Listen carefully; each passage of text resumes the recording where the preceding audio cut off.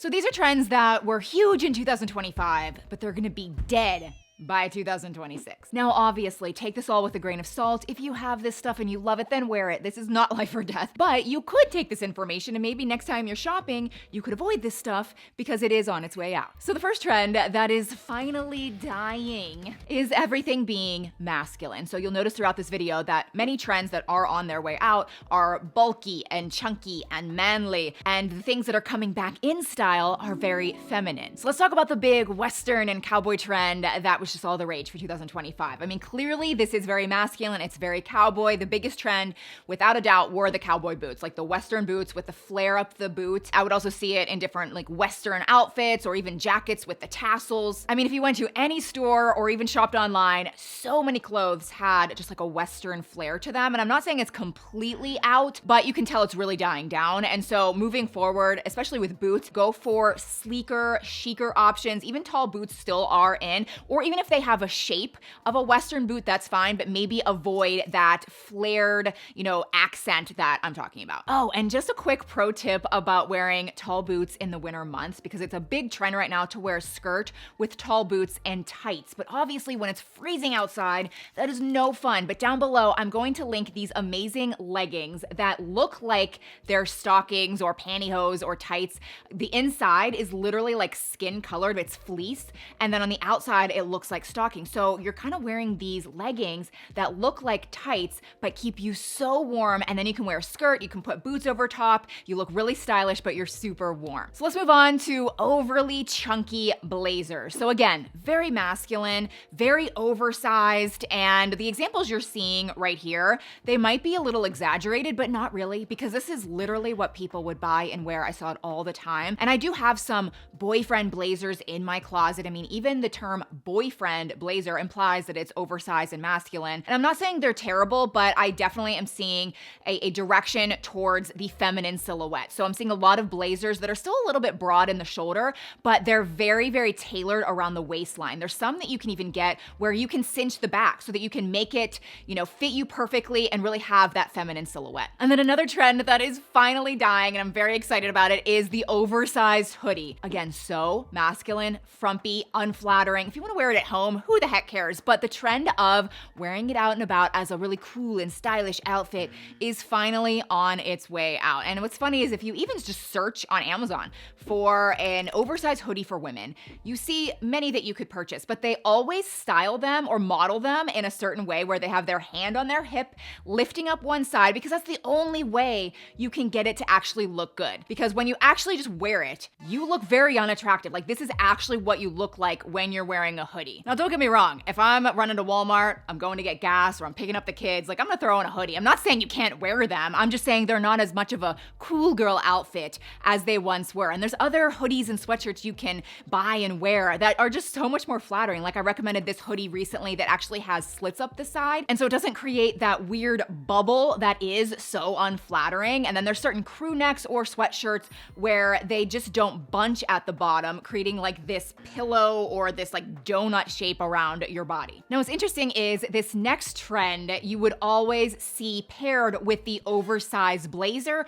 or the oversized hoodies. They kind of went hand in hand, and it's slowly starting to go away, but it's the clean girl slick back bun. And this all started because of Hailey Bieber. She started this style, and then Sophia Richie started doing, all the cool girls were wearing their hair like this, where it's like a center part, slicked back, little tight bun in the back, kind of manly, not super feminine with flowy hair, which is totally fine. But what's interesting is now we are seeing the trend go towards still like you can put your hair back, but it's a little bit looser. Sometimes people are using the claw clip, but again, pieces are kind of hanging out, especially around the front of your face, and it's just not as super tight and slicked back. And then there's the denim maxi skirt. So they had a big moment in 2025. It was kind of surprising. They came rearing in and you could buy them everywhere. And now they're quickly on their way out. And I do think though, wearing a denim skirt is still stylish, but I would say it's kind of morphed into a tighter pencil skirt that is more flattering, again, more feminine.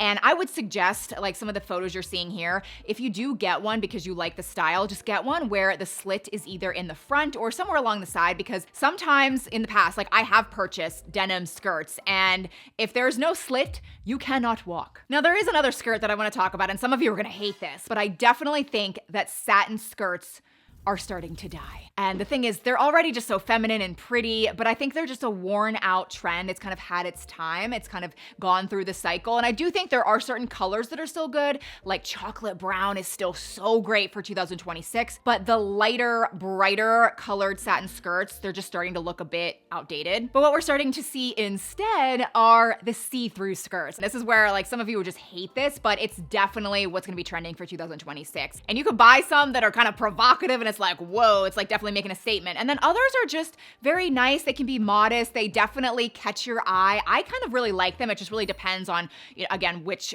version you get. I do personally like the see-through skirts if they're done well. Okay, but this one you'll definitely agree with me on. So in 2024 and 2025, it was really cool to buy micro mini bags. I'm talking like little itty bitty bags that only could fit a lip gloss.